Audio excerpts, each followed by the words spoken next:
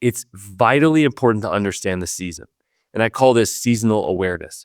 When I train leaders as a coach to be able to kind of zoom out of their life and identify the season, I have to start with the why. A leader once asked me the question in this way. Instead of saying, "What season is it?" he said, "What time is it for you?" I love that. What time is it for you? And identifying the season allows us to be able to be aware, what time is it for me? And then what are some of the actions and even emotions that can accompany that? So let me zoom out on this concept for you, and then we'll zoom in with some very specific questions and a call to action here at the end. We've just gone through one of the worst cold snaps that I can ever remember. I do not love winter. Let me just say that.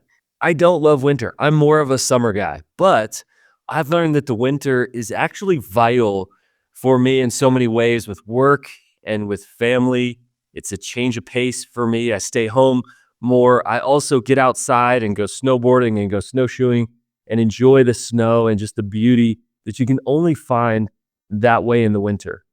What's really important for you as a leader and as a human and as a mom and as a friend and really as somebody, whether you lead an organization or you serve a family, you have influence. It's vitally important to understand the season. And I call this seasonal awareness. When I train leaders as a coach to be able to kind of zoom out of their life and identify the season, I have to start with the why. A leader once asked me the question in this way. Instead of saying, "What season is it?" he said, "What time is it for you?" I love that. What time is it for you? And identifying the season allows us to be able to be aware, what time is it for me? And then what are some of the actions and even emotions that can accompany that? So let me zoom out on this concept for you, and then we'll zoom in with some very specific questions and a call to action here at the end. We are all about taking steps at Stay Forth. We want to help you to be able to identify, and we call that awareness. Identify what clarity you need, the steps that you can take, the seasons that you're in. So all of that we call awareness. And the goal is that would lead to action. So if you become aware of the season that you're in, whether it feels more like a cold, wintry season in your life and leadership, or a warm and kind of fresh new spring season, a season of harvest in the fall, a season of summer where you can be sort of outside and just feel very spacious and have, time and energy for extra things and family relationships. You can identify the season based on the physical seasons. Another way to identify those is just based on a word. And so if you zoom out, whether you are just doing introspection or journaling or listening to God or prayer, you can zoom out and see, ooh, this season actually has a word or words attached to it. For an example, I am now in a pruning season, which means because I'm pruning, what are the actions associated with that? Well, it's a pulling back. It's nurturing just a few things so that those things can ultimately grow. And that may lead to more of a harvest season or expansion season in the future. But an expansion season, like I've been in the past, is very different from a pruning season.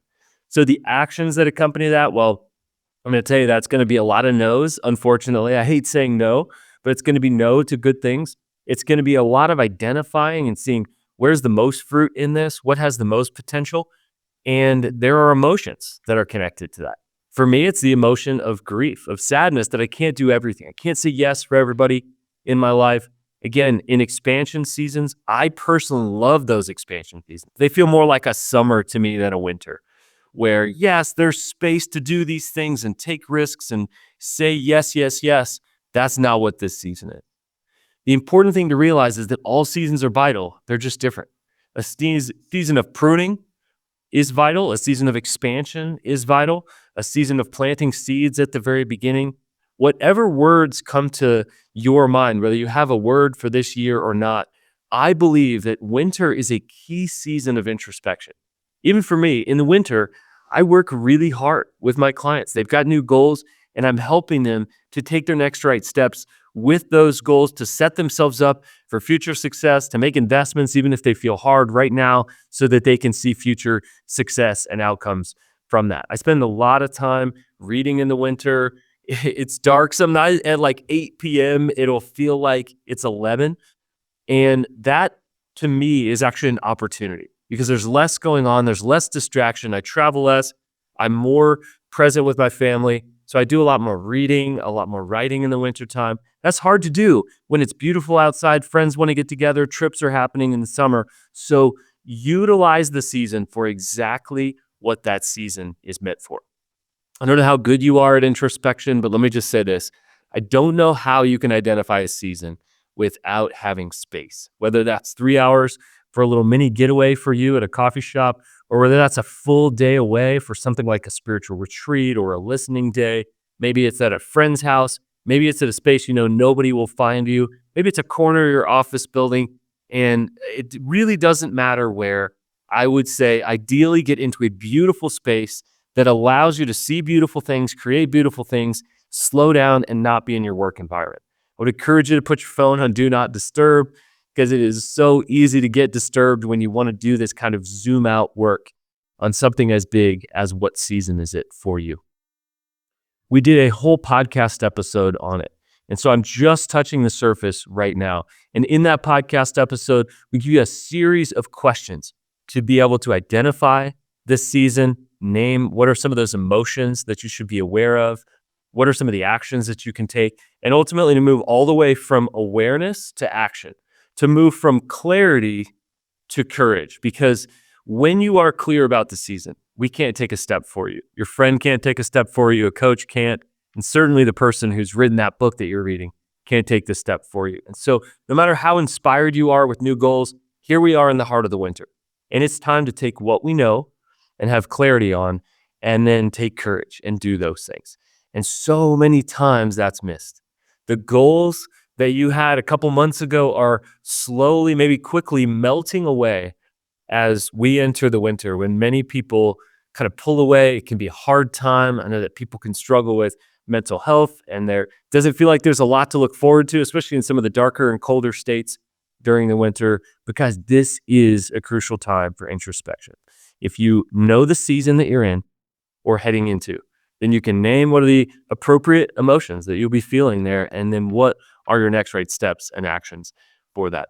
I want to encourage you to design a season map, to look back at the last few seasons that you've had. There are seasons, by the way, personally in your leadership, in your family, in your marriage, in just general in life, in very small areas of your leadership or your influence as well. Anything that is living has a life cycle or a season. So it's just part of being innately human. So I want to invite you to not push that away, but to actually embrace that. Because if you don't, you'll stay stuck. Not every season is for planting. Not every season is for harvest. Not every season is for growth. Not every season is for the next thing or the climb or more rest or more vacation. Each season is different, and nobody can tell us what season we're in. And I would just say this is where prayer comes in. This is where listening comes in. This is where space, introspection, and journaling are vital in the life of a leader, because we're pouring out so much of the time. But if we could turn our hands and we can kind of turn our ears out and listen, then we can understand the season that we're in. Nothing would be sillier than the person that is sitting outside with sunblock on their nose and a drink in their hand, sitting on the front lawn with their shirt off in 11-degree Colorado weather. But yet many times we do that in our own life and in our leadership. If you're a leader, it's vital. We need to give that clarity to the people around us so they know how they can serve the mission, so they can serve the organization and continue seeing the impact that they're designed for. As you map out your life and your leadership, there may be slightly different seasons in those different areas. That's okay. Where have I come from? Where am I now? What emotions am I going to feel? And ultimately, what actions am I going to take? No matter whether you love the season that you're in or not, I want to invite you to embrace it, to map it out, and to keep taking your next right steps.